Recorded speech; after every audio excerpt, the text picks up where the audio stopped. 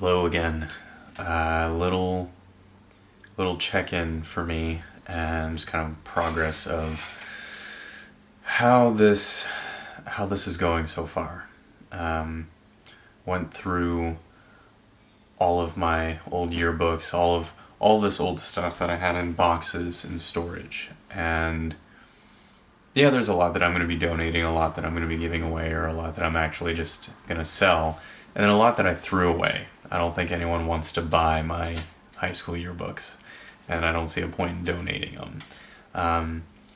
But I guess like the two main things that came up while I was going through those, it was interesting, is one, looking through these old signatures and these old things that people from high school wrote, 10 years ago at this point, when I graduated, and freshman through senior year, even my middle school yearbooks, people that I haven't talked to in 10 years, and just seeing how important these people were. A lot of them, some that I knew very well, some that I thought I knew, some that I hardly knew at all, that part of this ritualistic experience of high school, where we sign each other's yearbooks and promise we'll be in contact, or promise that we'll stay in touch, and promise and promise and promise, and we look forward to seeing each other the next year. And it's interesting that we just grow apart from those people that we clung to so dearly. And I think there's beauty in that. I think that there's that's kind of a part of life, really, is learning to let go. And that correlates over into relationships as adults, as we do our work and mature and go into partnerships and marriages, etc., and friendships as adults, is that we cling more. We become much more almost desperate to hang on to these people, friends, loved ones, etc., when it was so easy back in high school to let people go. And I don't think that's a bad thing, really, right? I don't think that's a bad thing. I think there's a real beauty, mourning. There's definitely a mourning there once you come to that realization of, oh, this person I knew in high school is no longer that person. I don't even know where they are in life. I haven't talked to them. And it's interesting. I think the second thing is I came across, I'll be a little bit vulnerable, a little more open. I came across the picture of a gal that I'd gone to high school with, that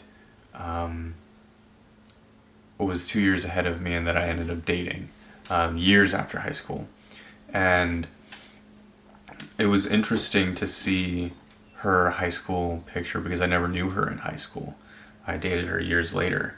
And there was this, this interesting feeling of reminiscing about those old experiences while we're in relationship together, and having fond memories and the challenges that presented, being the first girlfriend that I moved out and into a place with, getting my first dog with, and all of these things. And there's a lot of lessons that came out of that relationship, and a lot of fondness that I still have for that person. Someone I still actually count as a friend today, that is a friendship that I honor and cherish. And I'm so thankful that she's married and has found an amazing partner for her.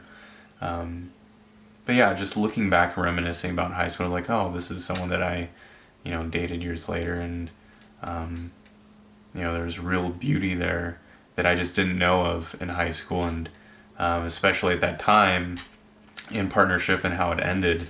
Both of us just not having tools that we needed, or tools that weren't passed down to us, at no one's fault other than just life and just experiencing life. And I think that there was a real, not just mourning, but also kind of like passing, because I don't have use for my old high school yearbooks. I'm not gonna miss them. I mean, whatever, to me at least. But to me, there was with giving away, getting rid of, purging more of this old version of myself and these older versions of myself that clung to what I experienced in high school and in childhood, etc. And yeah, just letting those versions of me kind of go, accepting them, and moving on. Felt like there was a real beauty and release there. Um, but yeah, so yeah, definitely something worth reflecting on, how we cling to or hold on to stuff. And it's already been 5 minutes, so I think I'll cut this video short. I tend to ramble. Um, but yeah, just definitely part of the experience in doing this inner work, all of the different practices and challenges and shadow courses and shadow work, inner work, therapy, all of the things. And I guess that's just I guess that's life and growing up, right? Like fully embracing adulthood, fully leaning into it.